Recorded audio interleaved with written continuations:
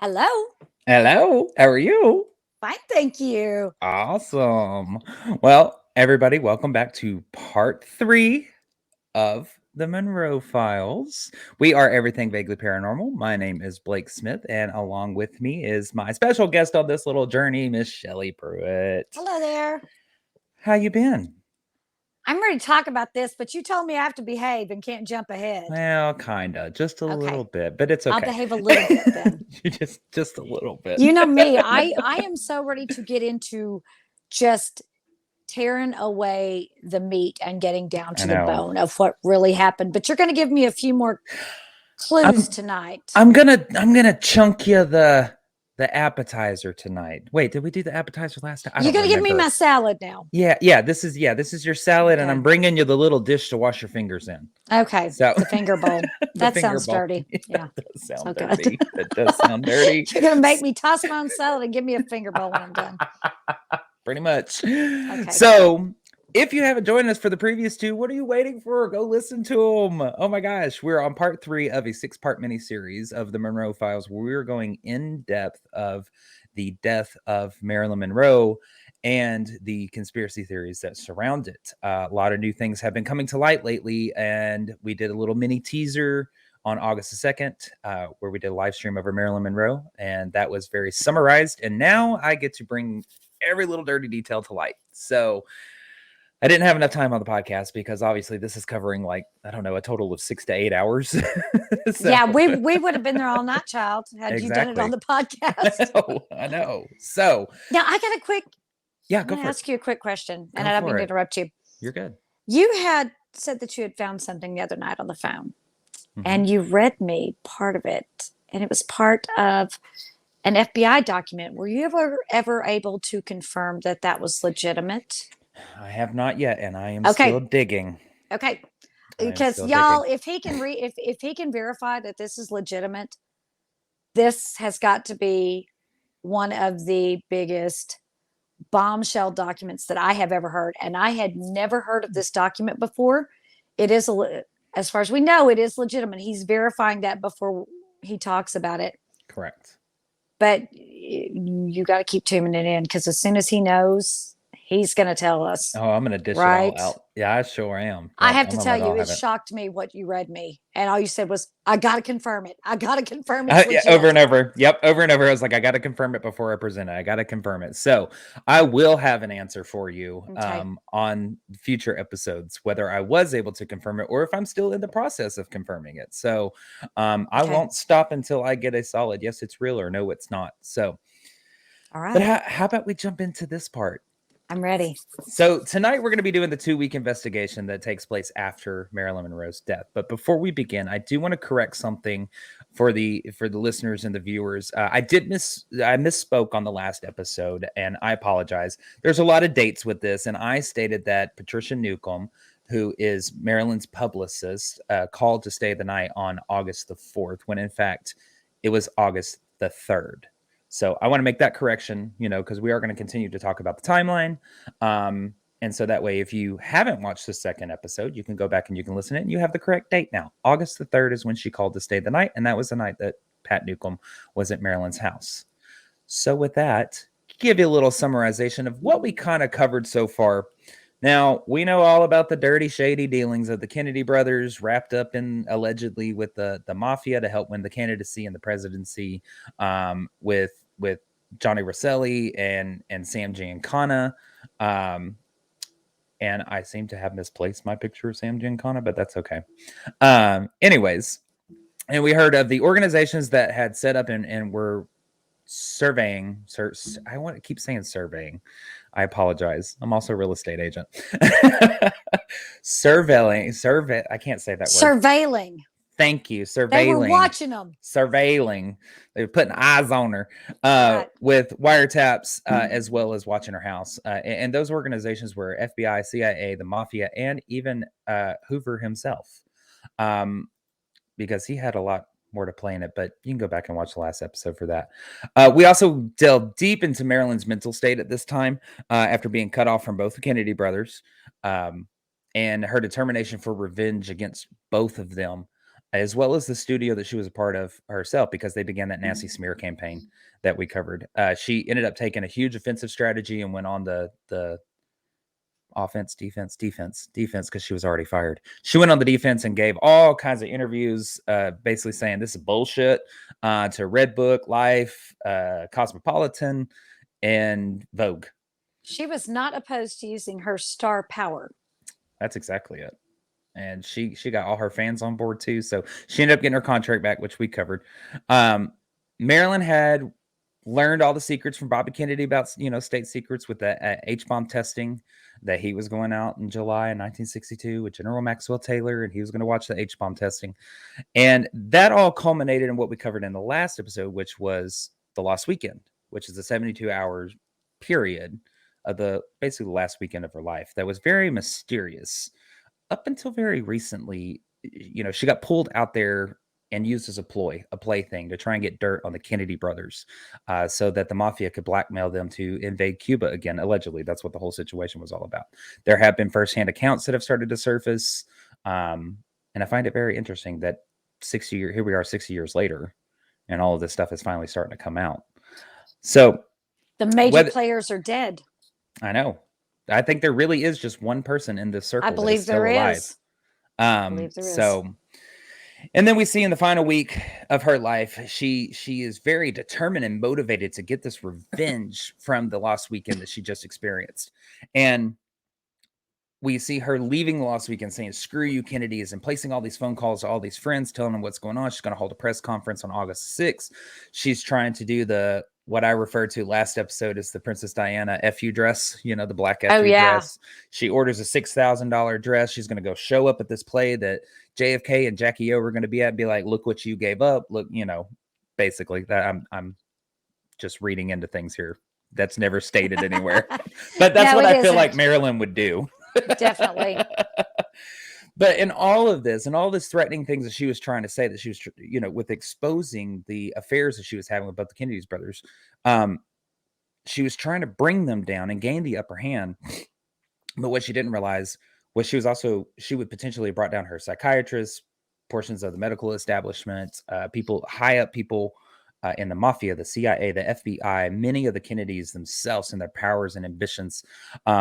So we know what happened on August the 5th. Marilyn is found dead in her bed. Or it could have been August the 4th. Could have been August Details the 4th. are sketchy depending on which report you believe. And so the police, Jack Clemens is his name, is the first man to arrive on the scene. And this is the older picture of him in later years. He got the original timeline from key eyewitnesses that were there, which were Dr. Hyman Engelberg, Marilyn's physician, her housekeeper, Eunice Murray, and Marilyn's psychiatrist, Dr. Ralph Greenson. And they originally had told him that it was 12 a.m. when her body was discovered. And when they were interviewed for a second time by different set of police the same night, the timeline all of a sudden shifted by like 3 hours, and they found her at 3 o'clock or 3:30. I think that's because they were grilled hardcore on a 4-hour window that was missing between the time the body was discovered and the time the police were called. So they immediately changed their stories. And the second inconsistency that we covered on the last one, just to get you caught up to speed, was when Guy Hockett with the Westwood Village Mortuary showed up. Based on rigor mortis itself, he said that Marilyn had died 6 to 8 hours prior, which would place her time of death between 9:45 and 11:45 p.m. Some say 9:30 to 11:30 p.m. as well. So now we pick up where her remains are being wheeled out of her house at 6:30 in the morning. And I want to start off with an original police report that was taken by one of the second officers that were interviewing. And it reads, and I'm going to read it in full too. And it says, on the death of Marilyn Monroe, Los Angeles Police Department, death was pronounced on 8/5/62 at 3:45 a.m. Possible accidental, having taken place between the time of August the 4th and August the 5th, 1962 at 3:35 a.m. at the residence located at 12305 Fifth Helena Drive, Brentwood, in reporting district 814. Marilyn Monroe on August the 4th, 1962 retired to her bedroom at about 8 o'clock in the evening. Mrs. Eunice Murray noted a light in Marilyn Monroe's room. Mrs. Murray was not able to arouse Miss Monroe when she went to the door, and when she tried the door again at 3:30 a.m., when she noted the light was still on, she found it to be locked. Thereupon, Miss Murray observed Miss Monroe through the bedroom window and found her lying on her stomach in the bed, and appearance seemed unnatural. Miss Murray then called Miss Monroe's psychiatrist, Dr. Ralph Greenson. Upon entering after breaking the bedroom window, he found Miss Monroe possibly dead. He then telephoned Dr. Hyman Engelberg, who came over and then pronounced Miss Monroe dead at 3:35 a.m. Miss Monroe was seen by Dr. Greenson on August the 4th of 1962 at 5:15 p.m. because she was not able to sleep. She was being treated by him for about a year. She was nude when Dr. Greenson found her dead with a telephone receiver in one hand and lying on her stomach. The police department was called, and when they arrived, they found Miss Monroe in the condition described above, except for the telephone, which was removed by Dr. Greenson. There was found to be 15 bottles of medication on the night table and some prescriptions. A bottle marked half grains Nimbutal and prescribed by Dr. Engelberg. And referring to this particular bottle, Dr. Engelberg made the statement that he prescribed a refill for this about 2 days ago, and he further stated there probably should have been about 50 capsules at the time. This was refilled by the pharmacist. Probable cause of death, overdose of Nimbutal. That's a police report from the night that Marilyn was found dead. I already found one inconsistency about it because he states that there were about 50 capsules that it was refilled whenever there is an alleged pharmacy receipt that shows only about 25, possibly 30 capsules. I know you want to say something. Go for it. Yeah. Was it not in that police report you just read? Now, did I mishear, or did they say that she noticed that the light was still on a little after 3 a.m. in Miss Monroe's room? So, yes. How many housekeepers go scurry around to go peek in your bedroom window? I got a problem with that. Okay, so she goes running around, looking through the hedges like some kind of weirdo, sees her in an unnatural position. Well, if she's asleep, what's an unnatural position? I've ended up with my head at the wrong end of the bed before. What causes the alarm? And then the next thing, if I'm not mistaken, says that the doctor was called and he arrives at like 3:35. So she scurries outside, peeps through the window, makes the decision, calls the psychiatrist first. He comes in, he peeps through the window. They determine they need to bust the windows. They bust the window. Now somebody's got to crawl in. Never says who crawled in the window. It was Dr. Greenson. Okay, but it doesn't say that in that police report. Right. So somebody's got to crawl in. Somebody's got to determine she needs help. Somebody's got to call that doctor, wake him up out of a dead sleep. And at 3:35, we're talking a span of about 30 minutes. You get that other doctor there? So I'll answer some of your questions right now because these are very valid answers. So number one, she didn't just run out and peek through her window. There found many different articles that stated that because the door was locked, she placed a call to Dr. Greenson first. And he was the one who instructed her to go look through the window to see if he could see what was going on inside the room. That's when she went around and looked through the window. However, I have an issue with that because it's 3:00 in the morning. Yeah. I mean, you're going to have to rouse him from a dead sleep. Mm-hmm. Yeah. Mm-hmm. So he did live only about a mile from Marilyn Monroe's house. So he states that by the time she went to go peek through the window and come back, he was already dressed and ready to go. So he went over there. And so when he arrives, he then peeks through the window, breaks the window, crawls in, pronounces her dead, but can't pronounce her dead himself, which doesn't make sense because he is technically a doctor, but he waits for her physician. You have to have an MD. Yeah. He waits for her physician to arrive to pronounce her dead. Now, although technically I thought it was a coroner that had to pronounce you dead, not a physician. No, it can be a phisian. It can be a physician? It can be a physician. But now here's my only thing is that all of this takes place. This is a very slim window, 3:00 in the morning to 3:35. 35. Yeah, 3:35. That's pretty specific. 35 minutes for Eunice Murray to realize the door's locked and something doesn't seem right. Place a call to Dr. Greenson, hang up with him, walk around outside, peer through the window, come back inside, place another call to Dr. Greenson, and him show up. And he's already dressed, probably within a span of a couple of minutes, which I understand people get dressed fast. But anyways. I would have liked to have seen if somebody would have taken a picture, what he looked like when he showed up over there. If he's in a suit and tie, I got some questions because that probably meant that he didn't go home and go to bed. Yeah. And he come over, break the window, crawl inside, realize she's dead. Strangely enough, never cutting himself. Well, so the windows are set up to where you can. I wish I had a picture. Actually, I do have a picture of the window. I'll go ahead and show it now, but I'll bring this picture back up later. So this is kind of, well, that's the bars. Sorry, but anyways, they're divided very much like that in the window pane itself.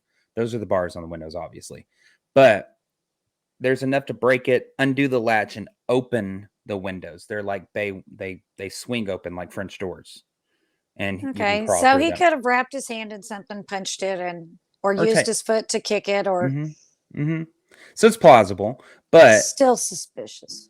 crawl in, find her dead, open the door, let Eunice Murray in, tell her that she's dead, place a call to He Dr. has to Engelberg. remove the phone too. He has to Oh, remove the remove the phone. phone. The phone's got to be removed at some point, and he says he removed it, right? Mm-hmm. So where was it? Did Eunice take it to go make the call, or did he take it out of the room to make the call? Why would Supposedly he leave her? Supposedly he took it back into the telephone room because I will get a floor plan up of her house real quick, so Okay. that way you can kind of see what we're looking at here, because I did forget to load that up. But Okay. he takes it back into the telephone room, which is across the hall from her. So this is the floor plan. Marilyn Monroe's room is top right. You can see Monroe bedroom. You can see out to the right side where it says the window. That's the window Okay. that they broke. Now, if you go diagonally up and left from that, that's the phone room. Got it. That little tiny one up at the very little top that sticks out, that one on the left is it. Then you got the little hallway. Then the one on the right is her room at that little top part of the L shape. Yeah. And upside down L shape. Yep. And then you have Murray's bedroom. Just, they have an adjoining room. It's just on top of Marilyn's bedroom. So they're all on that side of the house, which is going to come back to with an interesting thing later on. So continue on with how you think the time run doesn't work. So he's made the phone call and he's taken it back to the telephone room. Yep. And he's got to call Dr. Engelberg. Dr. Engelberg hopefully is, I guess, awake and dressed and ready to go to be able to get over to Marilyn Monroe's house in enough time and 35 minutes to pronounce her dead. Now, all of these two men lived close. I get it. But it's the likelihood that somebody who has no idea what's going on in the middle of the night is going to, number one, be awake. Number two, going to be able to dress themselves within a very short amount of time. You're talking matter of like minutes, 2 to 3 minutes to find your shoes. Yeah, it's already not adding up for me. And okay, this was not the time frame when people walked around looking sloppy. No, this was a very, for lack of a better word, very well-dressed era. This was a very well-dressed decade. Men wore suits and ties everywhere. That was kind of the standard. And certainly, even just that picture you had popped up there of them casually, they have on suits. So do you think they're going to show up somewhere in the middle of the night where there might potentially be an audience, being that they don't know who may or may not be at her house, who may not be on the way over? Do you think they're going to go looking shabby or in their pajama bottoms? Not going to happen. So it's already not adding up to me, but we'll continue past. That's the police report. Now, Marilyn, I'm doing good at just talking about what we're talking about right now. I know. So Marilyn is now they're going to begin looking into her death. And the first thing that starts is the autopsy. We have to get through the autopsy. So back in August 5th, 1962, the county coroner's office and morgue were located in the basement of the Hall of Justice in downtown Los Angeles. And allegedly, I could not find anything that corroborated this. I will put that out there. So allegedly, in previous times, the Los Angeles County Coroner's Office and morgue had faced allegations of mismanagement, corruption, bribes for favors, and even necrophilia. Oh my. So if we go off those unfounded claims, it's kind of a sketch office anyways. There was a new medical examiner that had just been hired on in 1961, and that was Thomas Noguchi. He was probably hired to clean it up. Well, he was hired back in 1961. Okay. Oh, you're talking about talking about the coroner's office in the morgue. Yeah, if they had all of that stuff allegedly going on, the best way to change the culture is to change the leader.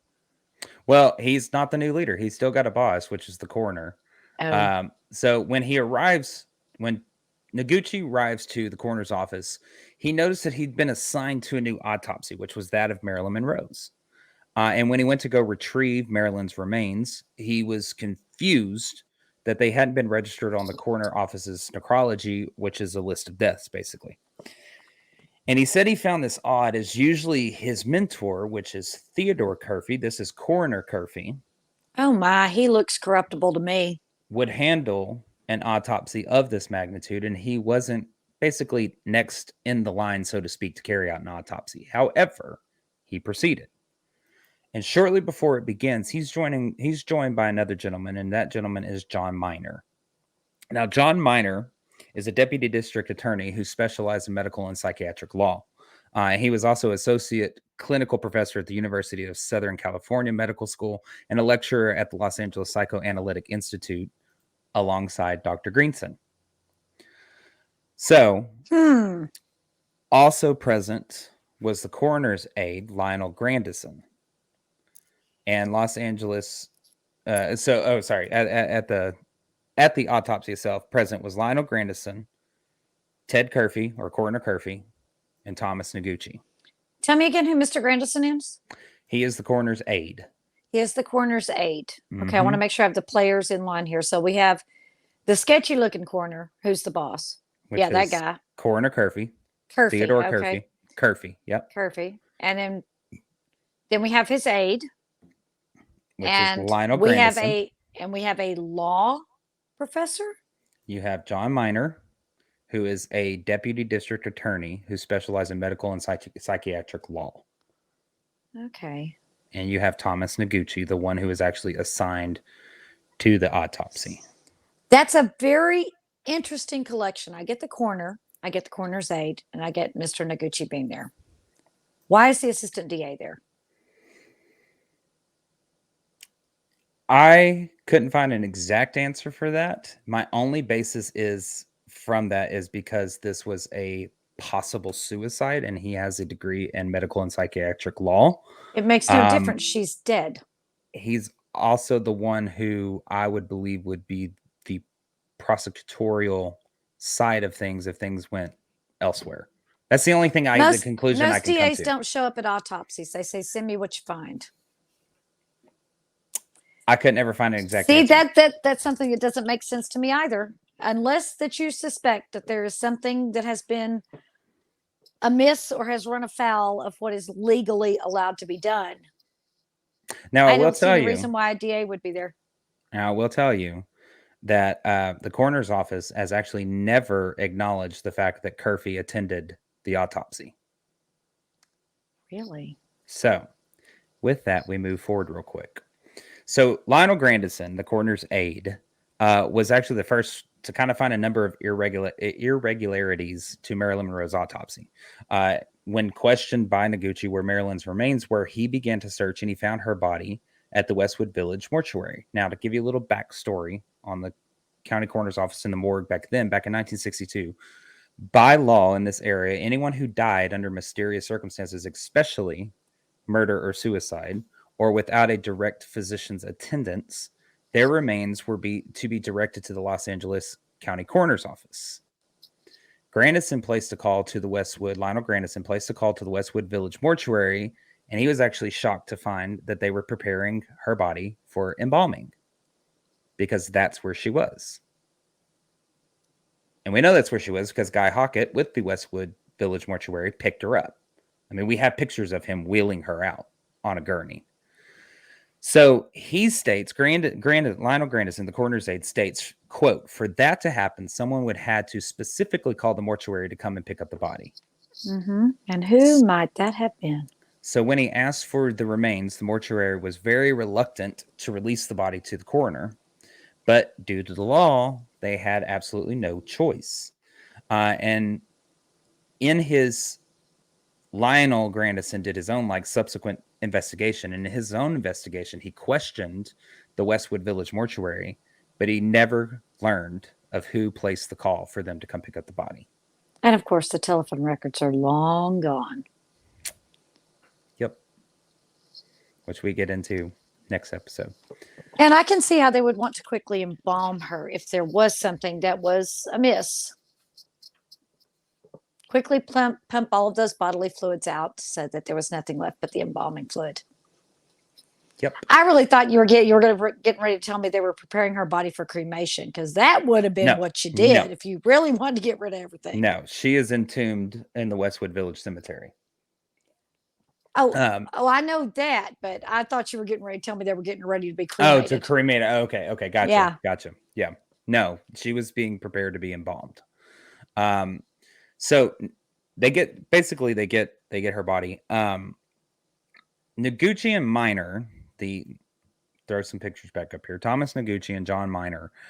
They had studied the police records stating that Marilyn was discovered in a locked room and that her doctors believed she had died of an ingestion of an overdose. Now, they noted that the San Vicente pharmacy receipt showing the refill of Nembutal on the day before she died. So it was actually filled the day before she died. Okay. And that's where it goes back to Dr. Engelberg basically said, oh, it was for 50 capsules. Now, allegedly, this receipt showed that it was only for 25. That's what it was. I had it written down here. So they begin this autopsy after looking over all the paperwork. And it's about 10:30 in the morning on Sunday, August the 5th of 1962. And the initial external examination began with Miner and Noguchi, John Miner and Thomas Noguchi, overlooking Marilyn's body with a magnifying glass to look for hypodermic needle marks. Not unusual. And none were found. And it's also noted on her autopsy report, quote, no needle marks.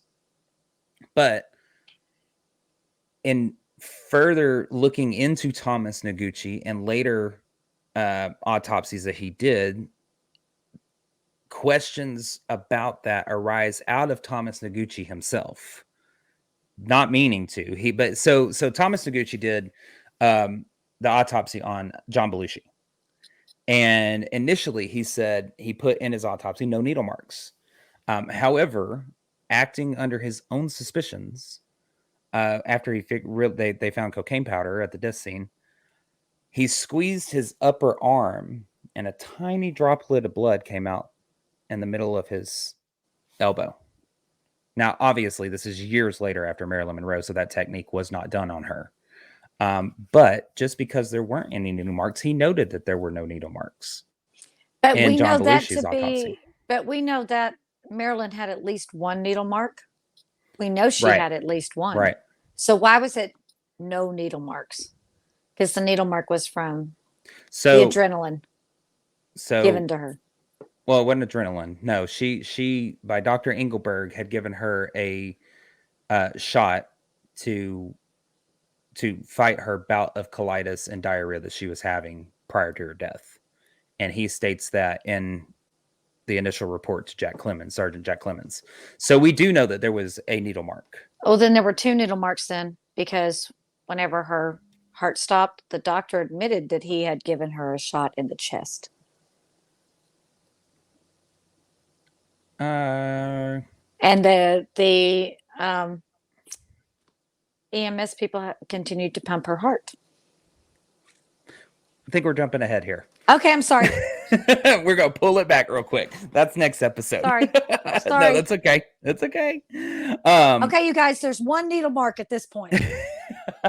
Because that's what I was actually about to say. There actually is a bill that's submitted to the Monroe estate from Dr. Engelberg, who had given her an injection on August 3rd, 1962 at 4 p.m., which is 30 hours prior to her death.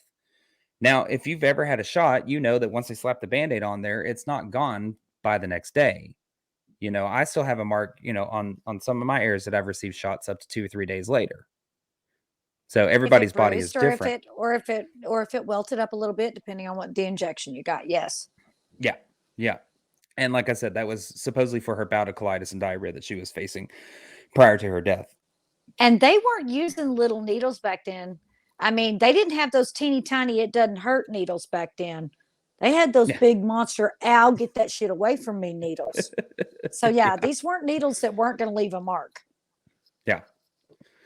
So also noted in their external examination was something known as dual lividity. Now I'm going to go into depth with this and kind of explain this just a little bit.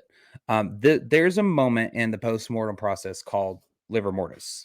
And this is when the blood pools in the lowest part of the body. And that's just basically due to gravity. And it creates this purplish splotch or splotches, Looks like throughout. bruises.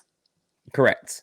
And it usually takes place within the first 2 to 4 hours after the death. Now, there are 2 factors and time frames to this livor mortis, and that is something called non-fixed, or it's blanchable, meaning if you were to press on your skin, that white, because the blood rushes out, that means it's blanchable, or it's non-fixed. The blood is non-fixed, and that's anywhere between up to 8 to 12 hours. And if it's fixed or non-blanchable, if you press on it, doesn't go away, then that is after 8 to 12 hours. So like I just said, if you press on that and you can see your skin turn white, that's blanchable and non-blanchable. So a note was made in the autopsy report that said, quote, a faint lividity which disappears upon pressure. So it's blanchable, which means we're up to the first 8 to 12 hours, is noted on the back and posterior areas of the arms and the legs. Now, they had already noted the lividity in her face with the purplish splotches, and we know based on pictures and police reports, she was face down. That would make sense. Now, I will say, because I know some are going to be listening going, yeah, but okay, I know where he's going with this. Yes, it can be contested that Marilyn was placed on her back on the gurney by the mortuary attendant, Guy Hockett, which could have caused this dual lividity. However, we know that based off rigor mortis, he approximated Marilyn's death anywhere between 6 to 8 hours prior, or 2 to 4 hours after the livor mortis process would have been completed. Which, if I'm understanding this correctly, means Marilyn's body would have had to have been moved from her back to her face shortly after her passing, and well before Guy Hockett arrived to pick up her body. Would have had to have been moved within about 2 hours. Yep. Because you see, even if the body is like this, whenever you flip it over, that blood doesn't stay there. That blood still will go to the lowest part of the body. So if you have it dual, it means at one point it was like that. Yeah. And then at another, because the blood just doesn't go, oh, I'm just going to stick here for a while. No, it's a fluid. It goes to the lowest point. Right. Until So, you yeah. reach a certain point when it will not move anymore. Right. When it's completely coagulated, but you must be completely cold. Yeah. So that's a huge, in my mind, that is a huge finding on the external examination of her body, is this dual validity on the front side and on the back side. Because that means that the body had to be moved or rotated after death. And I'm sorry, now, but unless she's a zombie, she ain't gonna be moving.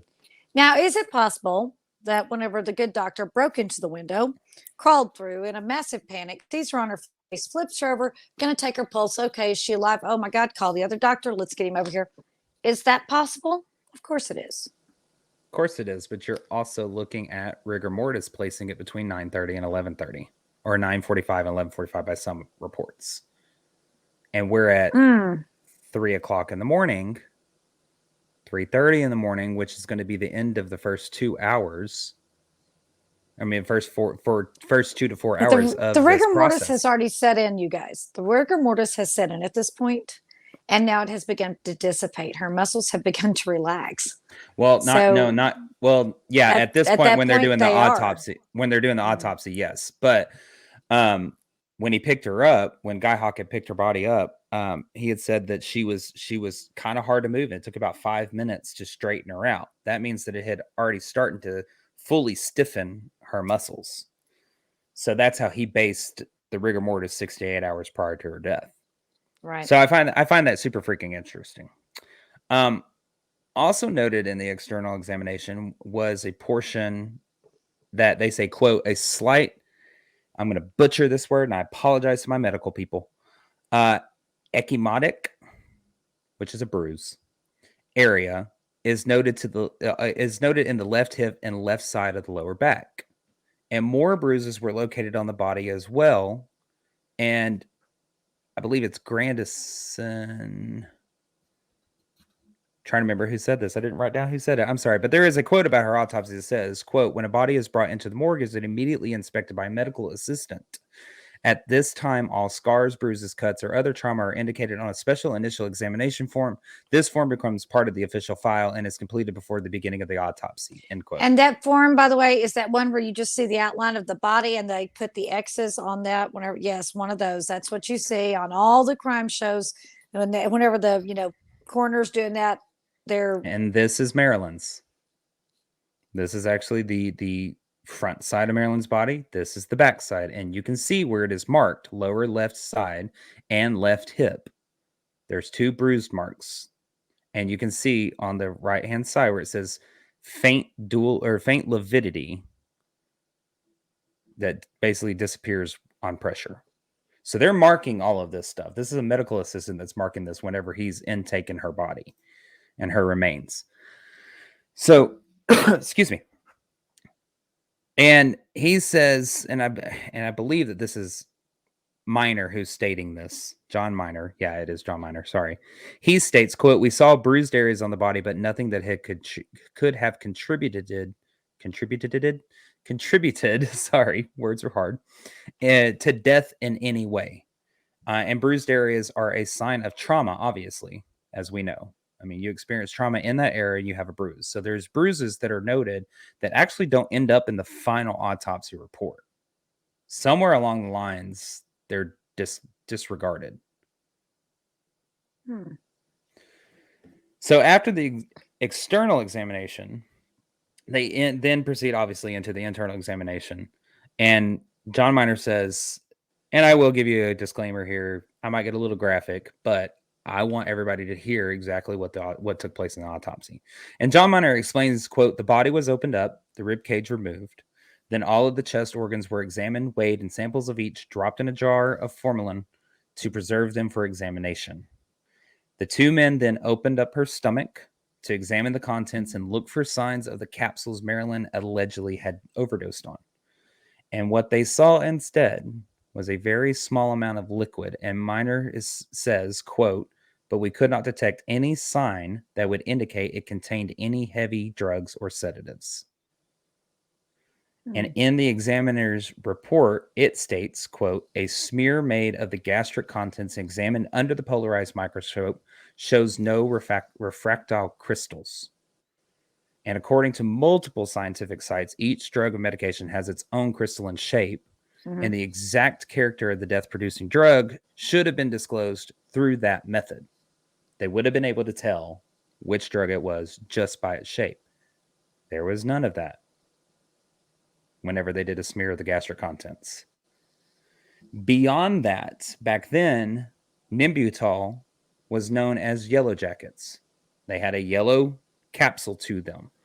The color that they were dyed with should have stained portions of her stomach and the duodenum, which is the first part of the intestines that, processes from the stomach. There was none. There was no discoloration whatsoever. There was no hint of yellow at all. So Noguchi states, quote, "I found absolutely no visible evidence of pills in the stomach or the small intestines. No residue. No refractile crystals, and yet the evidence of the pill bottles showed that Marilyn had swallowed 40 to 50 Nimbutals and a large number of chloral hydrate pills." Wait a minute. Read that last part again. I'm glad you caught that. "And yet the evidence of the pill bottles showed that Marilyn had swallowed 40 to 50 Nimbutals and a large number of chloral hydrate pills." How could the pill bottle show that she swallowed it? Somebody could have dumped those out. He's making an assumption right there that she took those, but yet he's finding no proof that she took those. I think it's the way that his wording is in this, because in reading some of the things that he says about her autopsy, he is on the side that it doesn't make sense. He's basically saying she swallowed a large amount of pills. I should see this in her stomach, and yet I see nothing. But again, he's assuming she swallowed a large number of pills because there are not pills in the bottle. That is not to say that whenever that doctor showed up, he could have dumped them in his bag and been like, "Oh, he must have taken all those because I gave her 50." But that's when in fact he didn't. He gave her 25. Noguchi's going off what he's told. He's going off the police reports that she ingested and overdosed, which is what the police were told.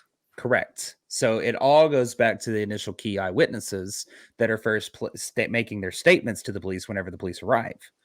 So he's basically right off the bat going bullshit.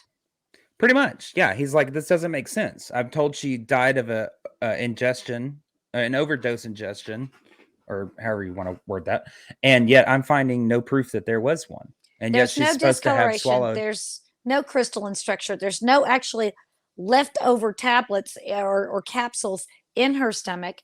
Right. There is only a small amount of liquid. Now, here's the other thing. And yes, I'm going to go in depth about a couple of other times that Marilyn had issues with medications. And it's no secret that Marilyn had attempted to take her own life Right. at least 4 times prior. We know these are documented by other people that she had been found, and each time she was discovered unconscious, she had what is known as vomitus or vomit, spit up, spittle, whatever you want to word it as, on or around her mouth, where she had regurgitated the undissolved portions of pills, which is not unusual. Even with the use of water. And I stated in the last episode that there was no drinking glass found in her room, and the water was cut off to the bathroom because her house was under renovation, which we'll learn more about in the next episode. And each time, the person who found her had to scoop the pills out of her mouth and rush her off to the hospital to have her stomach pumped. And she allegedly swallowed a large amount of chlorohydrate pills. And what's noted in those victims is this pear-like smell that comes out. They and I did look that up.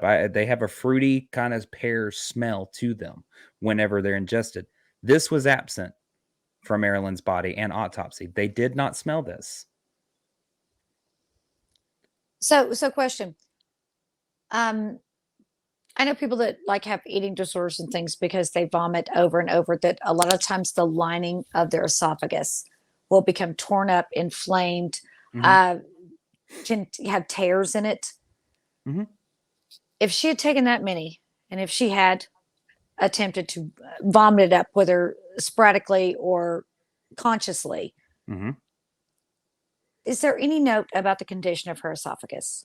No, not that I was able to find. Because even if you just vomit just a little, and again, we're being gross here, but if you vomit just a little, that bile and stomach acid coming up does burn part of your throat, and it burns for a reason, because it's not supposed to be up here. It can create the abrasions in your stomach. Yes. I mean, in your esophagus. In your esophagus, right. So not that I was able to find. Okay. Actually, I take that back. We'll get to it in just a second. I do remember typing the word esophagus. There is something about her esophagus coming up, so I do apologize. I'm not just a pretty face, honey. but I will say, because I just remember I was going through the actual autopsy report in my head that I had read, and yes, I do remember typing out the word esophagus. So there is a note of it, but I don't remember anything that is. It's nothing to write home about. I'll say that. It's just kind of noted. So okay. So the internal examination is done. They don't find any of these pills or how she was able to be overdose on such a large amount of pills with nothing in her stomach, nothing in her intestines, no discoloration. Noguchi does note, and he makes a comment, I guess you could say, that basically the only way that chlorohydrate you could get around from the fact of smelling like pear is if it's done by injection. And I actually found that on a couple of other websites as well. Looking through medical websites and stuff, that if it's done by injection, the pear-like smell is usually not there. So I did find that interesting. That you can put 2 and 2 together if you want to. I'm not saying right now that that's where we're at, but I do want to note that since we're on that subject as of right now. So what he does next is Noguchi prepares segmented portions of her liver, kidney, stomach contents, urine, blood, and portions of the stomach itself and intestine for examination. And he wrote on the bottom of his report, quote, "Unembalmed blood is taken for alcohol and barbiturate examination. Liver, kidney, stomach, and contents, urine, and intestine are saved for further toxicological study." Yep. And basically running a tox screen. Yep. And the physical examination is complete, and it's now in the hands of the toxicologist, R.J. Abernathy, which unfortunately I could not find a picture of him. So In the coroner's case report, I was also able to find. This is Noguchi's report. Basically, I'm gonna leave it up on the screen, but I'm gonna read you some of the interesting facts of it here. Is he says he has her identifying information up at the top. It's followed by her time of death, which is stated as August 5th, 1962, 3:45 a.m. It's being reported by Sergeant Jack Clemens, who was the first police officer to arrive on the scene.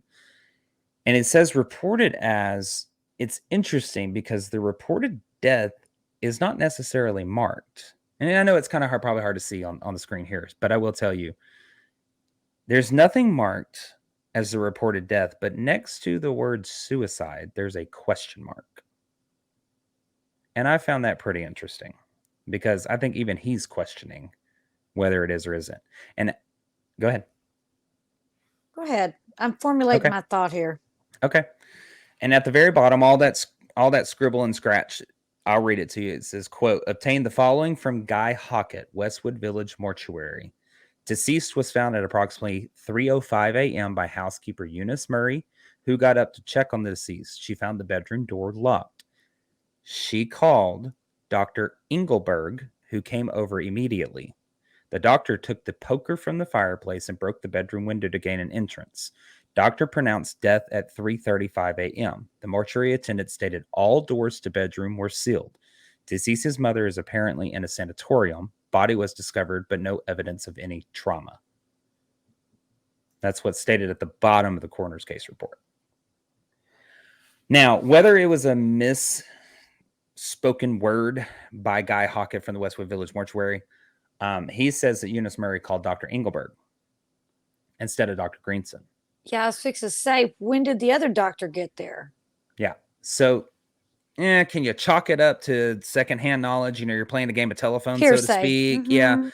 Yeah, you could. So I don't want to put too much weight on that. But I But did that's find the it actual interesting. police report, right? That's the Taken coroner's by case. That's the coroner's case report. Now, the actual police report states that she called Dr. Engelberg. I mean, Dr. Okay. Greenson. So what you just read us is Mhm. Dr. That's What's it? Noguchi's. Noguchi. Thank you. I wanted to call him a different name. So I don't ever recall, and I haven't seen a lot of them. I have seen a couple coroner's reports, and this is just in going back looking up deaths and things like that, that ever have a question mark in place where they should have a word. They would put undetermined or unknown. But if they put undetermined or unknown, that is its own box.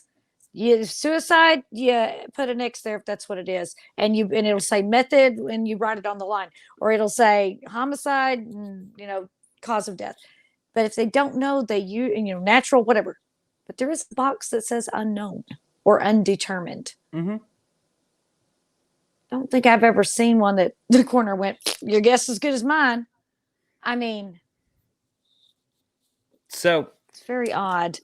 It's almost as if he was trying to put down, it's almost as if he was trying not to dispute the police report, but wanted to somehow give, where we might be looking at this in the future, the heads up that maybe things might not be as they appear to be. Yeah. And we're going to go into that a little bit once we get through this autopsy, because autopsy is, it's the examination's complete, but now we got to get it all together and make it into a nice little report. And I literally did type out the entire autopsy report, but basically everything that I had pretty much told you already up to, I've summarized the autopsy report for you because it is very lengthy. And for us to spend time trying to read page by page by page by page. Well, and a lot of the words, not that we're dumb or anything, but a lot of the words are not going to make sense to us because they're going to be these great big medical terminologies that we may or may not know in the moment what that means. So to kind of, I'll summarize each section for you. I'll repeat kind of what we've covered already. Let's make sure we got it clear. Right. So the autopsy report, which what remains of it, I will say that the external examination is basically they have noticed the bruises on the lower left back, the left hip area. Two external bruises that are not explained. That are not basically explained. On the top of her head, but where the top of her butt would be on her lower back. Yep, those two Okay. little smudge marks right there on the lower portion Okay. of the back and the hip.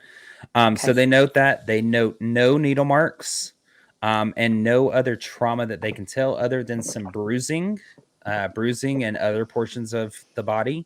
Now, time out. That bruise, depending on where she got that shot, one of those bruises could be Could be. from that shot Very and well could could be. very well mask a needle mark. Okay, I can Yeah. explain one of them now. Yeah. Potentially, I can't explain Yeah. the other. Go ahead. But there was no other trauma to the outside of the body except for these bruises, and they also noted that there was I think they said a 5-inch long surgical scar, which was a suprapubic surgical scar measuring 5 inches in length, which is noted on her lower abdomen. I had a question about that Mhm. because that looks strangely familiar to me because that is exactly where you would have a cesarean done. So there's a lot of people that came forward and gave interviews and stuff like that that stated that Marilyn was pregnant from time to time. She had a couple of miscarriages. If that is to be true, this scar could be from some type of operation that she had after the miscarriages, the alleged miscarriages. Very well could. So, Very well could because and I have had a cesarean section, so yeah. I know when I saw that I'm like, that's an interesting spot for there to be a notation, and I know right where that spot is. Yeah. So Now she also had hmm, her gallbladder removed too. So, which is probably the other mark that's a little bit higher up yeah, under the pec muscle, could be possibly. it's a little high. Yeah. I think I'm not a doctor. Continue on. So the inside, as we stated, all our organs look good. Everything looks healthy. There is nothing inside the stomach except a small brown fluid that they do a gastric smear on. There's no crystalline shapes in there. There's no discoloration of the stomach, the intestines. Everything checks out. The weight of the organs checks out. The cardiovascular system checks out. There was some thickening, of course, in some of the places and whatnot. But other than that, everything pretty much checks out. They did basically a sexual molestation kit. I don't like to use the other word. It's too aggressive in my mind. And Mm-hmm. there was no signs of any trauma to any of genital regions or anything like that. It's really just she supposedly had died of an overdose. There should have been leftover stuff in her stomach if she ingested it, and there's not. There's no Mm-hmm. needle marks, but there are unexplained bruises that really don't make the final report. So the only other note that they make in the digestive system is the fact that her colon has a purplish tint to it that makes it look as if itself on the inside had been experienced some type of trauma, which As if she was punched. no, her the inside of her colon is purplish to where like As if if you have something would have been vacuumed out of her stomach with a tube. no, not I'm thinking if it's inflamed, which could be explained by the colitis and the diarrhea, Okay. or if there was an enema that was inserted, which we will cover later on. And that Um, was not an unusual thing back then. no, no. So, but she didn't have any ulcers or anything like that inside. Everything pretty much, like I said, it looked good. And I just found the note on the esophagus, and like I said, nothing to write home about. Looked normal. So that's So her. she obviously had not vomited recently Right. So because had that's she vomited, it would have stayed there and it would have done some burning. It would have mhm. burned because there would have been bile and stomach acid in it. Okay. So her autopsy is complete. We're waiting on the toxicology report at this point. Things don't make sense in the autopsy, so we're going to let the body do the talking through the toxicology report. So on August the 6th, so we are now 2 days after she has died, depending on when Between 24 and 48 hours later. correct. Dr. Engelberg and Dr. Greenson are again interviewed by police. And I'm actually going to read this police report to you as well. And it states, this is the police report, and it states, quote, upon entering, both Dr. Ralph Greenson, witness number 1, and Dr. Hyman Engelberg, witness number 2, they both agree to the following time sequence. of their actions. Dr. Greenson received a phone call from Miss Murray, who's the reporting person, at 3:30 a.m. on August the 5th of 1962, stating that she was unable to get into Miss Monroe's bedroom and the light was on. He told her to pound on the door and look in the window and call him back. At 3:35 a.m., Miss Murray called back to state that Miss Monroe was laying on the bed with a phone in her hand and looked strange. Dr. Greenson was dressed by this time, left for deceased resident, which is about 1 mile away. He also told Miss Murray to call Dr. Engelberg. Dr. Greenson arrived at the deceased house at 3:40 a.m. He broke the window pane and entered through the window and removed the phone from her hand. Rigor mortis had set in. At 3:50, Dr. Engelberg arrived and pronounced Miss Monroe dead. The two doctors talked for a few moments. They both believed it was about 4 a.m. when Dr. Engelberg called the police department. A check with the complaint board at the West Los Angeles desk indicated that the call was received at 4:25 a.m. Mrs. Monroe's phone had been checked and no tow calls were made during the hours of this occurrence. Her second phone number is being checked at the present time. Oh, I got issues with this. We've already slid 30 minutes. You've slid more than 30 minutes because you see, now it went from the doctor shows up at 3:35 to he shows up now at 3:45. Then they say they call around 4, but they log it in at 4:35 as whenever the call comes in. Oh, I'm sorry, I misheard. 4:25. Yeah, so we've lost more than 30 minutes at this point. The original portion of Eunice Murray finding her at 3 a.m. has now been slid to that she has and called Dr. Greenson shortly after at about 3:05 has now been slid to 3:30 is when Dr. Greenson is saying that he received the telephone call. Right. So now and you're my question again becomes, later. What the hell was she doing up at 3 a.m. prowling around? Most people are asleep. It makes no sense for her to randomly get up at 3 a.m. and I better go see how she's doing. It makes no sense. We'll get into some discussions about that too. I'm trying not to. Because she does state, no, you're fine. She does state that it was the light that gave it away that made her be concerned, but we'll cover that. We'll cover that in the next episode. People go to sleep with their lights on all the time. I do. I'm walking you through the investigation. That's all it is.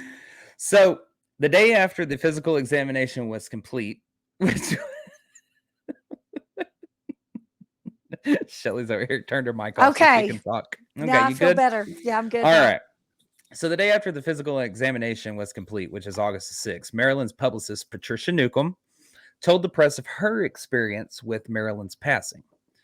Now, she says she had been awakened at her Beverly Hills apartment at approximately 4 a.m. by Mickey Rudin, which was Marilyn's lawyer. Now, which one's Mickey? The guy with the dog or the guy in the cheap-looking suit? The one on the left, I believe, if I remember correctly. The guy without the dog. Without the dog. Like a gangster. Yes. That's what I was pretty sure it was. I was just double checking. So he states, quote, Marilyn has accidentally overdosed. Patricia then rushed over to Marilyn's house where she met her boss, Arthur Jacobs, who was now, where'd he come from? He was let me tell the damn story. I'm sorry. He was the studio's publicist, not Marilyn's, but the studio's publicist. So what it appears to me is that prior to we have Marilyn being pronounced dead and the police getting the phone call, what happened in that almost hour time frame? Well, it appears that Patricia Newcomb was called, Mickey Rudin was called, and Arthur Jacobs was called, and they all showed up to the freaking house. Because they're there whenever the second set of police officers come in to interview the key eyewitnesses, because they were also questioned at that time at about the 5:30 time frame. So I need you to clear up where somebody was. Okay. Okay, so that we know that on August the 3rd, that Pat Newcomb had called Marilyn, said, I can't rest. Marilyn says, come to my house and rest. Why don't you just stay the night? Pat Newcomb shows up on August the 3rd, stays the night on August the 4th. They get into some kind of riff. Pat Newcomb goes to leave. The housekeeper, Eunice Murray, calls her back and says, hey, I have lunch made. Why don't you come and eat lunch? At what point that evening did Pat Newcomb actually leave, or did she actually leave? She left after Dr. Greenson had that 2 to 2.5 hour therapy session with Marilyn in her bedroom when he exited and asked Eunice Murray to stay the night and looked at Pat and said, "Aren't you leaving, or don't you need to leave?" or something along that lines, to where she responded by getting up and walking out the door. So, but she leaves sometime around 4 in the afternoon, 5 About, in the afternoon. no, at that point it's about maybe 6:30, 6:45 So the p.m. evening, so So it's the evening. if you, depending on which theory you're going to go with, perhaps 2 to 3 hours before Marilyn actually dies. If you go based on rigor mortis. Yeah. Anywhere between, about 3, maybe 4 hours, actually. 3 to 4 hours. So Pat Newcomb is close enough that Eunice Murray feels compelled to call her because, of course, so that would mean that Pat Newcomb would more than likely have had to call the studio because she was the publicist for Miss Monroe, right? Correct. And Arthur Jacobs was her boss. But she receives the phone call from Mickey Rudin, which is Marilyn's lawyer. So at some point in all of this, Mickey Rudin has to get a phone call from somebody. I was never able to find out who calls Mickey, so Mickey can call Pat so that Pat can meet Arthur Jacobs over at Marilyn's house, because somebody's placing phone calls. Because the people who have to find out is Mickey Rudin and Arthur Jacobs. Those are the two that have to find out. Well, Mickey calls Pat. So we know that one phone call isn't placed by somebody who knows the news. So who placed the phone call to the lawyer and the studio's publicist? That's my question, and I was not able to find that out. But we will revisit that because it comes up again in next episode with Arthur Jacobs. Okay, I just needed to know where Pat Newcomb was. I knew that she had left at some point, but my timeline was wrong. Yep. It was fuzzy on it. She left approximately about 6. We'll say 6:30, 6:45. That's the time frame that I was able to pin it down to, that she left the house. So she left within allegedly August 6 to something hours of Marilyn's death. Within a 6-hour logical window of Marilyn's death. Okay. Yeah. Correct. Okay. So the toxicologist began his examination the following day. On that Monday. Excuse me. You should never have like a big bowl of pasta with spicy stuff in it before you come on a podcast. Just got to throw that out there. So it's now, or it's the same day, I'm sorry, that Pat Newcomb is giving her tale of Marilyn's passing and how she experienced it. It's the Monday, August the 6th. Toxicologist begins his examination at 8:30 in the morning. Now we know that Marilyn's death was by no doubt due to a barbiturate overdose. And her toxicology report showed that. She had a 4.5 milligram percent of phenobarbital, which was the Nimbutal. She had an 8 milligram percent of chloral hydrate in her system. That was her blood that they tested that on. Now, she also had a 13 milligram percent phenobarbital in the liver, which was an abnormally large concentration. And in Noguchi's preliminary report, he showed the contents from the locked room, which was, there's 2 in particular. Item number 4, an empty container of 25 1.5 grains Nimbutal. There's the 25 again, whenever he's being told it's anywhere around 50 pills. And item number 5, a chloral hydrate container filled on July 25th of 1962 with 10 pills remaining, which I find interesting that there were 10 pills remaining on that, because chloral hydrate knocks you out. It makes you unconscious. So under mode of death, like I said, he circled suicide and writing this time in the word probable. And so contradictions to this made him, hold on, I'm working the story here. Contradictions to this made him return to the toxicology lab. He's like, damn it, we're going to get our answers. Here we go. And so he clearly wanted the reports on the kidney, stomach, urine, and intestines. This would have revealed how the barbiturate had entered Marilyn's system, the digestion of this, the absorption of this. This would have shown it. When he asked for these reports, he was absolutely shocked to find that these specimens had disappeared and were accidentally discarded. Now, before you said, let me get through Lionel Grandison's, who's the coroner's aide. He comes in, he can only conclude this to be not the true case, essentially. He is quoted as saying, or I'm sorry, John Miner first. Let me get his quote out. He states, quote, in the entire history of the LA County Coroner's Office, there had never been a previous instance of organ samples vanishing. And then Grandison states, quote, as I analyze my participation, my conversations with other staff members, and things I've seen, there's no doubt in my mind that the Marilyn Monroe case, as we know it now, is not the true case. Some very sensitive areas have been covered up, evidence was suppressed, paperwork was taken from the files, and people who have knowledge of what happened have not been listened to or sought out. Who said that? Lionel Grandison, the coroner's aide. Sounds like he's the honest one among them. Well, according to him, Grandison, Coroner Curfey's interference, the actual coroner, I'm going to throw some more pictures up here so we can keep track of all these people. Yeah, he's the one that looks like, Floyd the barber from Mayberry. Yeah. So his interference with the normal investigative procedure was unprecedented. And the little information he did pass on to the staff, as Grandison is quoted as saying, quote, changed from day to day as if it were being tailored to fit a scenario in need of constant revision by its authors. I observed information leaving the file, and much of the information taken out of the file was never replaced. He claims the file was doctored to support, quote, what someone wanted the public to think.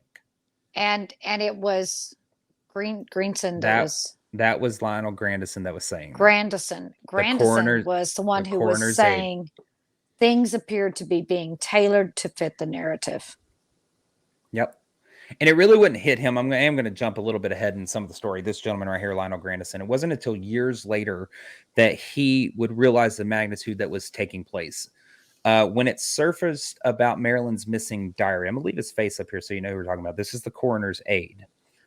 Grandison was the first one to receive what is now the infamous secret red diary or secret book, Marilyn's Book of Secrets, whatever you want to call it. He was attempting to reach next of kin for Marilyn, and he sent a driver over to her residence to retrieve anything that might have addresses or phone numbers for her kin in it. And the driver returned with an address book and a diary that was read and described as described by Grandison. He said he did examine its contents, and inside saw many entries pertaining to JFK, Bobby Kennedy, Jimmy Hoffa, Fidel Castro, the CIA, and Sinatra.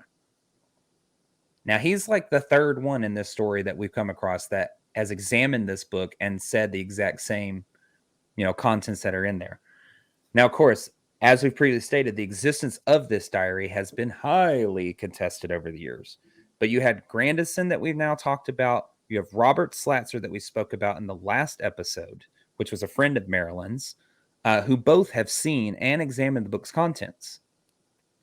And one other who says to have actually seen the contents of this diary is a gentleman by the name Mike Rothmiller. He is a former intelligence officer with the Los Angeles Police Department and has said that in the file room of the Organized Crime Intelligence Division, there are files which are floor to ceiling, and among them was the Monroe file, which did contain a copy of the diary. And he states, quote, it was more like a journal. The majority of the entries were notes about conversations Marilyn Monroe had with John F. Kennedy and Robert Kennedy. The subject matter ranged from Russia and Cuba to the mafia and Sinatra. I remember she referred to Castro as Fidel C. So now you have a third man, and that's not the last one. Marilyn's handyman, Norman Jeffries, who is also Eunice Murray's son-in-law, also confirms the existence of such a diary. And he states that the night that Marilyn died, her filing cabinet, where she would lock her diary into, was broken into. And on the morning of August the 6th, 1962, while the toxicologist is doing his thing, as they're waiting for Marilyn's business manager, Inez Melson, to show up, a driver showed up from the coroner's office. This is corroborating what Grandison states. And Eunice Murray is the one who hands the driver an address book, and Norman Jeffries says, as well as a red diary. So now you have 4 people who are said to have seen this diary that's not supposed to exist. So Grandison states that once he got it, he locked the red diary into the filing cabinet at the coroner's office. And when he returned the following morning, the diary was gone, never to be seen again. And the only people who had access to this filing cabinet were Phil Schwartzberg, who was the coroner's administrative assistant, Richard Rathman, who was in charge of administration, and coroner Ted Curfey were the only ones who had access to that filing cabinet. Now, while all that's going on, I feel like I'm on a roll, so I'm just going, Yeah, I'm letting you roll. I'm letting you roll. Keep giving it to you. In the That meantime, sounds dirty. in the meantime, Coroner Curfey had received Noguchi's preliminary report, and part of the probable suicide entails the coroner to go into a full investigation mode. You know, friends, relatives, colleagues, physicians of the deceased are supposed to be interviewed and establish this state of mind. Curfey's responsibility was to call for an inquest or subpoena witnesses or, you know, stuff like this, do a coroner's inquest into the death and bring about this full-scale inquiry into Marilyn Monroe's passing. And he announced to the press that he would question Marilyn's doctors, and he assembled a team. Now, let me wrap it all up into a nice pretty bow for you, because here's the issue. The red diary that disappeared did so in Coroner Curfey's office. Coroner Curfey was present at the autopsy, even though the coroner's office won't acknowledge that he was there, and handled the final report, where many of the details and the findings, according to Noguchi, John Miner, and Lionel Grandison, never found their way into the report. And the specimens that mysteriously disappeared did so at the toxicological laboratory established by the toxicologist, R.J. Abernathy, at UCLA School of Medicine, where Dr. Greenson, Maryland psychiatrist, was a prominent member of that faculty. Coroner's Curfey formal investigation, keep following the little breadcrumbs here. Coroner Curfey's formal investigation, quote unquote, launched into the probable suicide of Marilyn Monroe, was headed by the coroner's office and by the Los Angeles Suicide Prevention Team that consisted of, and I have a picture of these fellas. Let me get to them real quick. Okay, well, I'll find it in just a second. I'll keep going. But anyways, it consisted of psychiatrist Robert Littman, a prominent psychologist, Norman Farborough, and Dr. Norman Tabachnik. That was the three that were heading up this suicide prevention team. This independent investigating team was part of the Los Angeles Suicide Prevention Center, whose office was also at UCLA. The same place that both Dr. Greenson and Robert Littman, the man who's on the investigation team, were members of the faculty, and the same place where Marilyn's specimens went missing from an autopsy that was finalized by Coroner Curfey, the man tied not only to the autopsy itself, but also corner of the place where Marilyn's diary disappeared and where many of the findings and details never made it into the final autopsy report. So in my opinion, all this shit is freaking biased from the beginning. There's too many conflicts of interest here, in my opinion. You're looking at me like I'm weird. Because the three men that were on this team... I'm wondering how much I can argue with you without giving anything else away.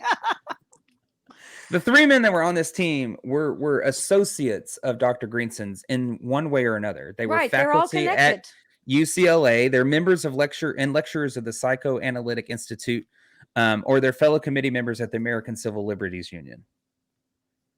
So you have way too many conflicts of interest of these people who are supposed to be this investigating team, who probably have a very close professional, if not personal, relationship with the person who was the psychiatrist for the person who's dead. How can you have a fair, unbiased opinion of the matter? And to put the freaking icing on the cake, shortly after the Los Angeles Suicide Prevention Team was assembled, it received a sizable grant from the National Institute for Mental Health under a government welfare program initiated by Robert Kennedy and administered by David Hackett, Kennedy's intimate friend for many years. Make it make sense. It doesn't, in my opinion. So what did they do? I'm so glad you asked. Let me tell you what this little freaking team did. Okay. On Monday, August the 6th, they held a press conference that was now being headed by this team was being headed by Barbaro, one of the men. He stated that they would, quote, hold exhaustive interviews regarding the probable suicide of Marilyn Monroe. Okay, that's August 6th. Okay. Mm-hmm. August 7th, another press conference. And I wish I could find this damn picture I had loaded up.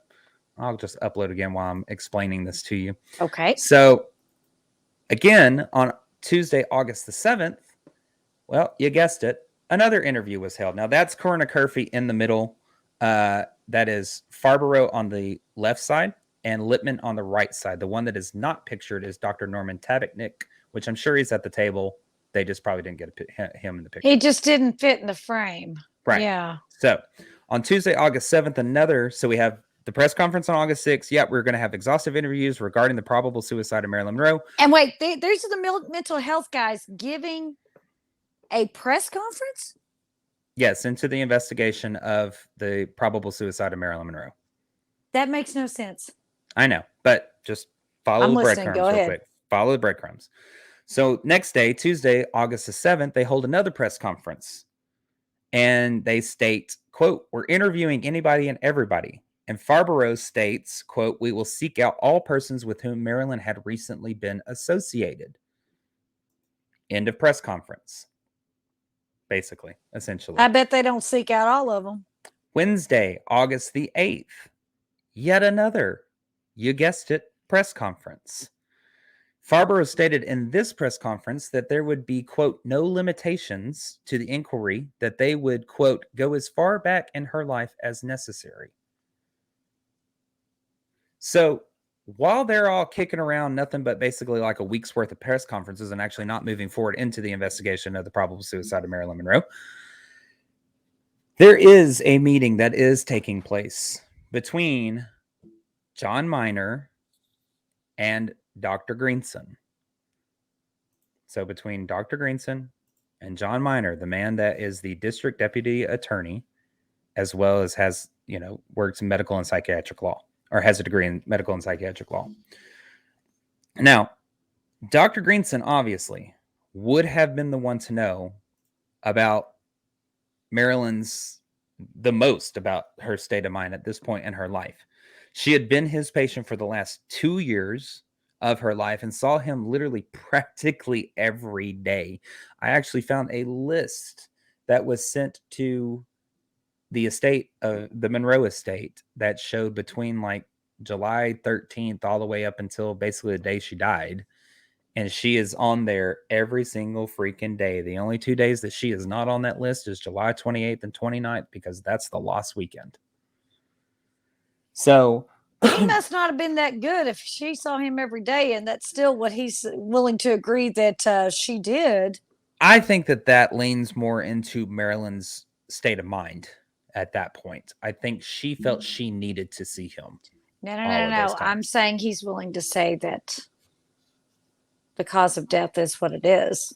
Oh, wait. Nope. Let me continue this real quick. So, meeting taking place between Dr. Greenson. Sorry to cut you off. You're all right. Dr. Greenson and John Miner. There's a meeting happening while all these press conferences are going on. So, Coroner Curfew, he would have had to subject those closest to Marilyn to interviews in order to conduct a formal investigation into her death.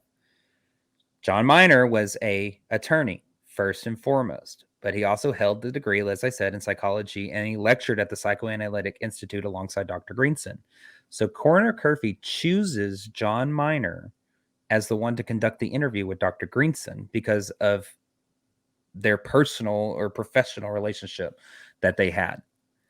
Now, what was expected during this interview between these two men was for Greenson to come forward with the same conclusion that he had previously, that Marilyn had committed suicide. But what Miner states is that he was shocked that Dr. Greenson, his opinion had changed. The interview takes place. So this is John Miner's account of the interview with Dr. Greenson.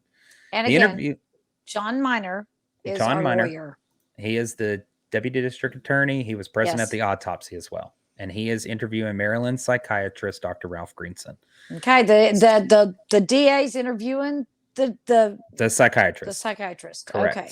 So this interview takes place on August 12th, 1962. And I'm going to read some of this because it is a lot of quotes. Miner explains what took place. He says, quote, "A promise was exacted by Dr. Greenson. I would not reveal the content of anything I had learned. He imposed this condition by reason of his professional ethics and consideration for Miss Monroe's privacy. I gave him my word that I would not.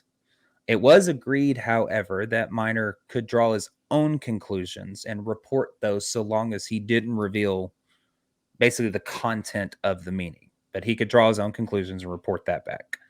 Okay. Now, according to Miner, the meeting was over a period of several hours during which the two men discussed, quote, "not only Marilyn's habits, but also the private confidences she shared with her psychiatrist." And Greenson was firm when he expressed his new opinion that Marilyn had not committed suicide. And he ends up playing a recorded tape, half hour in length, that Marilyn made at her home on her own tape recorder. And Miner actually says, John Miner says, quote, "Dr. Greenson was very strongly of the opinion that Miss Monroe did not commit suicide. He was very much distressed by her death. The notion that she committed suicide added to that distress because he firmly felt that she did not commit suicide. Very much so. That I could state. He did not bar me from saying that." Now, what was played on the tape, of course, we'll never know, obviously. But it was convincing enough for John Miner to form his opinion, which is what Greenson told him to do, that Marilyn had also, that he believed Marilyn also believed that Marilyn had not committed suicide based on what was on the tape. And after this meeting, he goes and he files his opinion in a memorandum to the district attorney as well as the coroner's office. And that memorandum states, and I quote, "As requested by you, I have been to see Dr. Greenson to discuss the death of his late patient, Marilyn Monroe. We discussed this matter for a period of hours, and as a result of what Dr. Greenson told me, and from what I heard on tape recordings, I believe I can say definitely that it was not suicide." This is a memorandum that's being placed with the district Pretty attorney and bold. the I can coroner's say office. definitely. I can say definitely. That's a pretty bold statement. Yeah. So when John Miner's interviewed by, we've talked about this gentleman many times, Anthony Summers, later on in years when Anthony Summers is breaking open, or not breaking open, but interviewing people because the district attorney has reopened Marilyn's death case in 1982. John Miner says, quote, Anthony Summers asked him if he thought Marilyn was murdered. And John Miner responds, quote, "That is something on which I cannot respond. I gave my word to the man and he's dead, so I don't expect ever to reveal it. It's possible that a judge could order me to reveal it and put me in jail for contempt of court if I refuse. I hope I never have to cross that bridge." And John Miner passed away in 2011 without ever revealing, to my knowledge, what he had learned in the interview with Dr. Greenson. That tells me something.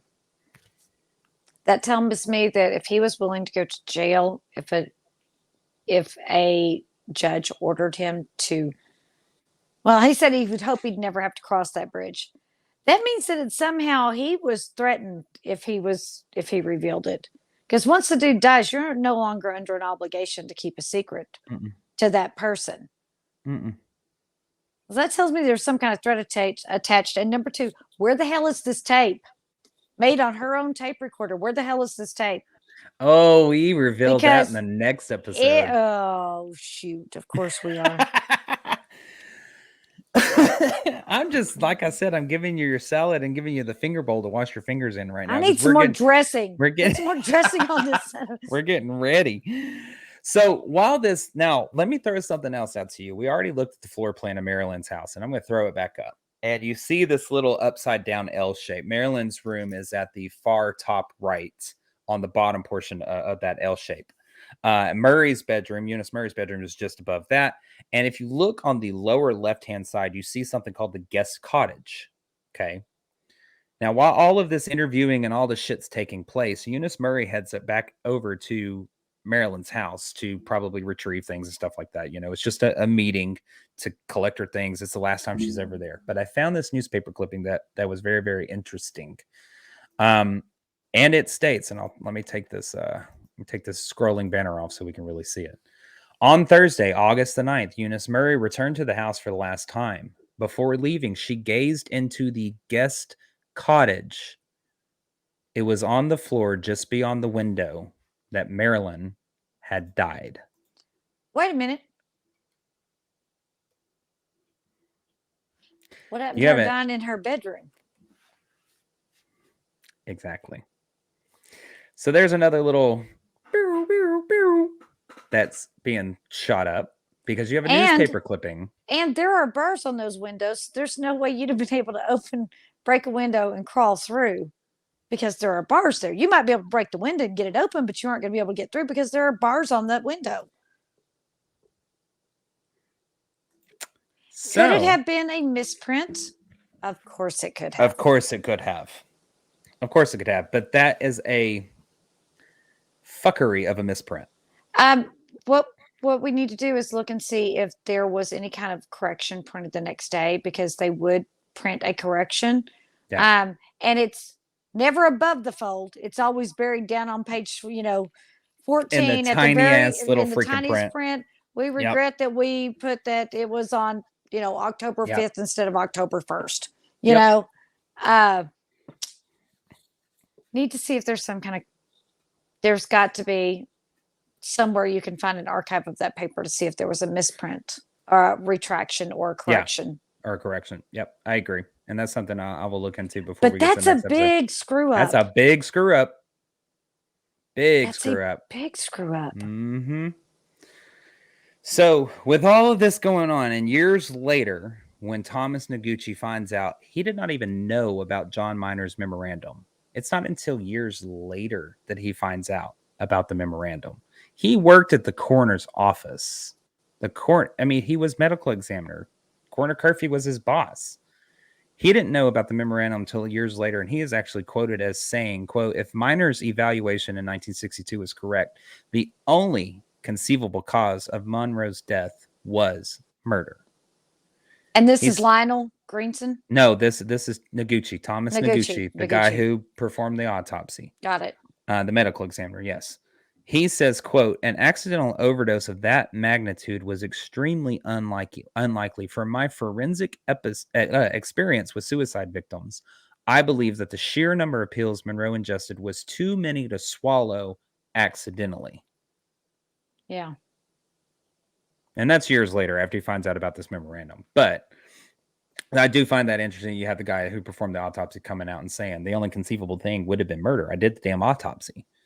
If this memorandum is true, then the only conceivable thing is freaking murder. So with all of that going on, with all these press conferences that are happening with this team that's supposed to be investigating the probable suicide of Marilyn Monroe, on Wednesday, August the 14th, 1962, so we're now about 10 days later, another hurried press conference was put together by the suicide prevention team.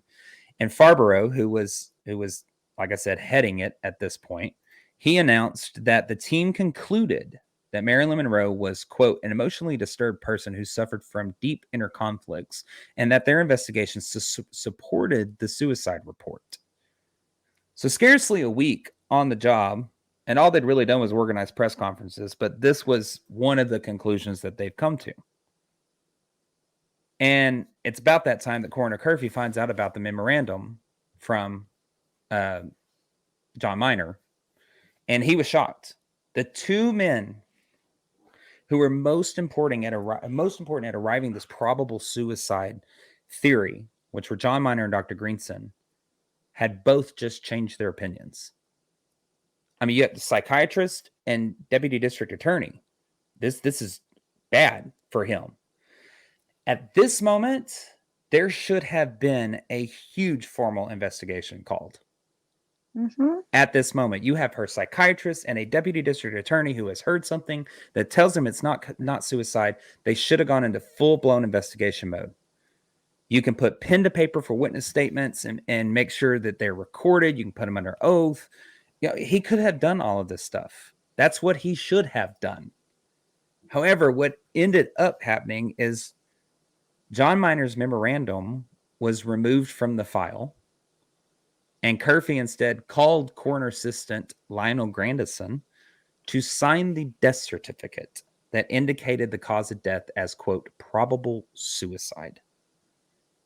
And So it's Lionel who has Lionel. his name on there.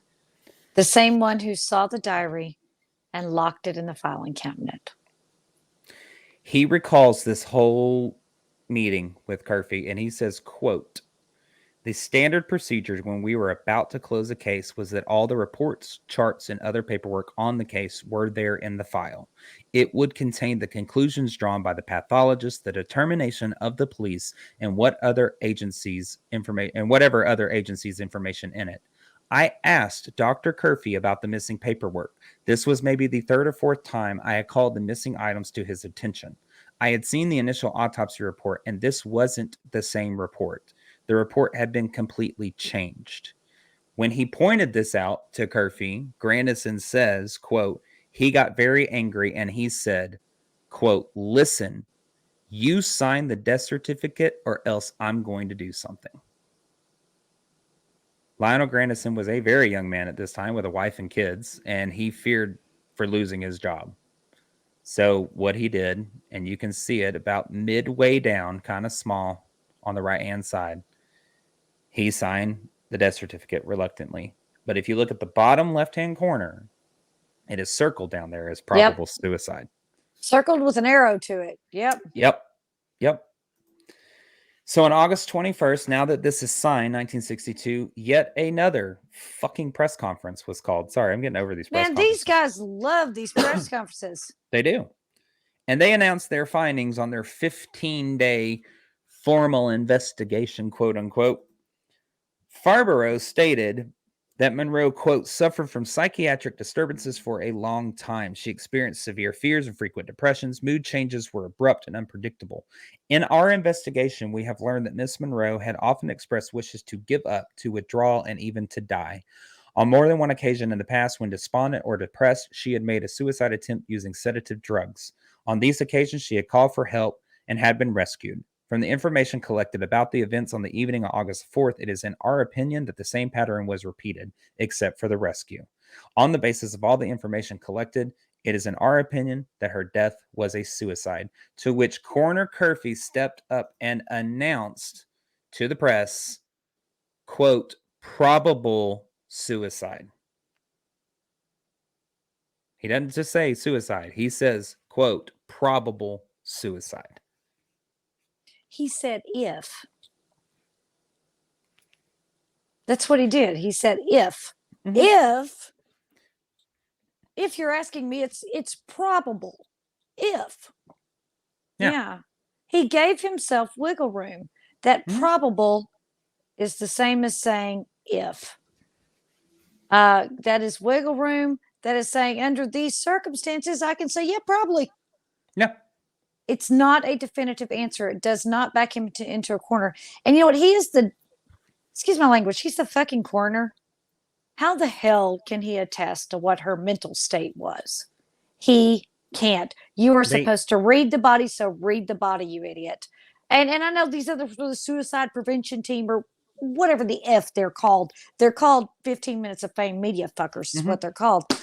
And you got to rant. I'm about to. They made her sound like a freaking hysterical woman who, I want to give up on a day. I'm going to take all these pills. I changed my mind. Come save me. She'd always called for help and been rescued. That's the word, rescued, like some damsel in distress who is doing it for attention. Now, either she has a serious mental problem or she's a serious drama queen. Usually people with a serious mental problem, it's not about seeking the attention. It's because that is just where they're at in the moment. And they make her sound as if it's all for play. And that until they need it to be serious. Because they can rescue her otherwise. Well, people who are facing those heavy of mental health issues, you do have signs. You do have those moments where things take place. I'm not saying that everybody attempts to I'm take saying their they life. make her But sound like a I know, drama queen. but what it is it's not so much being a drama queen or seeking attention as it is a cry for help. There is a huge Right. difference. Right. And what they have basically done is in one paragraph turned her into a frilly A, woman a who's a drama hysterical queen. female who Exactly. is yes, it's not she had cried out for help in the past and Exactly. we were and rescuers were able to get to her in time. It is she had threatened before, said she wanted to give up, and she had called for help and had been rescued. And it's that word, rescued. Yep. Like help me. Rapunzel, Rapunzel, let down your long hair, let the freaking knight climb up there and save you from your tower. Stop it. Here's the whole conclusion of this whole goddamn botched investigation. This show, this dog and pony show, this circus that was allowed to go on. When Coroner Curfey refused to actually call for a formal investigation after John Meyer and Greason's opinion changed, he actually aided the suicide prevention team in not having to dig any further. No witnesses would ever have to actually be called to testify under oath, and none were. The one interview that is documented in the 15 days was the one between John Miner and Dr. Ralph Greenson. And what I have an issue with is I wrote them all down. Those who weren't interviewed were a long list of her close associates and friends, including Peter Lawford, the brother-in-law to the president and the attorney general, Patricia Lawford, sister to the president and the attorney general, Patricia Newcomb, her publicist, Eunice Murray, her housekeeper, Norman Jeffries, her handyman, Mickey Rudin, her lawyer, Arthur Miller, her husband, third husband, Joe DiMaggio, her second husband. If they're really wanting to know her state of What mind. about Joe DiMaggio's son? Didn't she allegedly talk to him that same night? Yep, that's another one. Jim Doherty, her first husband, going all the way back. Her friend, Robert Slatzer. Her acting coach, Paula Strasberg, who was with her on every freaking set, who actually found her overdosing one time. Her former acting coach, Natasha Lattès. Frank freaking Sinatra. Good friend Norman and Hedda Roston. I mean, the list goes on. Hairstylists, photographers, directors, agents, and yeah, the Kennedy brothers. Because it's by no doubt that she was having affairs with the two of them at this time. And the sad part is that Dr. Greenstone, he carried the distress of losing Marilyn Monroe and those secrets that he had all the way to his freaking grave until 1979. I don't So have any sympathy for him. anything that he knew, the secrets that he had, they're now in the grave with him. And one by one, all those associates that I just named would pass away. And the true events and the secrets of August 4th of 1962 would go to the grave with those people. The case would forever remain a probable suicide. And in my opinion, that's the outcome that Coroner Curfey wanted. Because there is a box, and you were right, you just said this. There is a box that is labeled as undetermined. Mm-hmm. And he could have checked it, and there's nothing wrong with checking it. It's okay to not be able to know. But by checking that box, Coroner Curfey would have lawfully continue to dig and call a true formal investigation into the private life of Marilyn Monroe. And that is something that just wasn't going to be able to take place due to her proximity to the Kennedy brothers. So as things tend to do like this, as time goes on, more and more secrets become uncovered. And that's where we get to on the next episode of the Monroe Files. Is new revelations and inconsistencies in the timeline for the last 60 years. I know you got something to bitch about. Come on. I can't. I think I'm going to say this, talking because about I think it's going to be something you're going to be talking about next week, and I don't want to jump ahead. I think it's something that I can speak on for this week is the forming of this suicide prevention team. This which, by the way, I need to mention was never used before Marilyn's death, nor ever again after Marilyn's death. That's interesting. Even though they got a whole bunch of grant money, they never did nothing else. Not those individuals. Hmm. I find that super interesting. But they got trotted out at least 4 times for press conferences. About 5, maybe 6 times when Okay. by the time they did their final one. I Yeah. wasn't sure if I was on 4 or 5 whenever I lost count about how many times they'd been trotted out there. Yeah. It seems like that was the shiny object. Look over here, look over here, look over here. Yep. And it was, because I will tell you what was happening behind the scenes next week when all that was taking place. I'm going to tell you right now that I think it sucks that I don't think for one second that the slides of the most famous woman in the world at the time were lost. I don't believe the samples were accidentally discarded. Mm-hmm. I do not believe that in the slightest. I don't know why there was only one set. Most of the time, to the best of my knowledge, there are several samples of each taken in the case that a sample is destroyed during testing. Then you have another sample that you can use. So why just one? Most famous woman in the world, people are going to be asking questions. Don't you want to make sure you get it right? Why just one? How the hell do you misplace them? And are they misplaced or are they discarded? It's one of the two. They are. From what I understand, multiple sources. There are both. They say they mysteriously disappeared, quote unquote, but there are more multiple sources that state that they were accidentally discarded instead of just disappearing. Okay. Well, it's one or the other. Right. They either disappear or they were put into the trash. Now, if they were put into the trash, that potentially could have contaminated the sample. So I get it. You can't use them. They have to be discarded legitimately. But what? You got old, Rufus over here eating his damn donut, and all of a sudden he, goes to wipe something off his chin and knocks the slides in there into the trash can. I mean, what? I don't understand. That does not make sense to me. They were never located after that. I would never assume that a medical professional would be that careless in their job, and especially with not her slides. I think those slides 100% were taken out of that office through no fault of the people who were responsible for testing them. Yeah. I don't think that they were thrown away, not anywhere in the vicinity of that facility. Mm-mm. They weren't. Mm-mm. So, on the next episode, I'm going to, with the investigation complete, the case is closed, but we're going to examine some of the things that have come to light, the inconsistencies that have now taken place over the last 6 decades.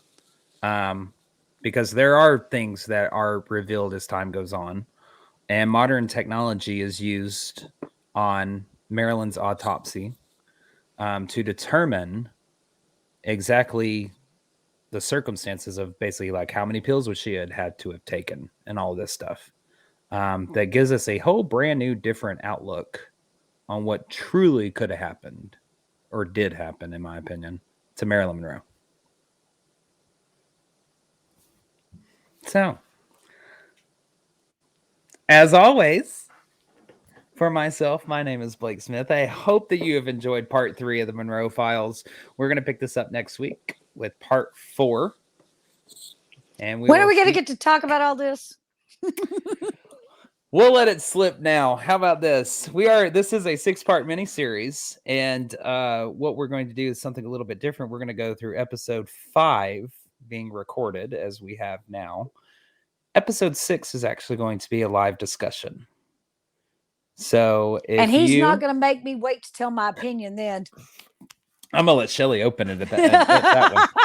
You're going to open it. You'll be like, I've been waiting for this long time, you son of a bitch. I'll be like, listen, you mother effers, here's what's went down.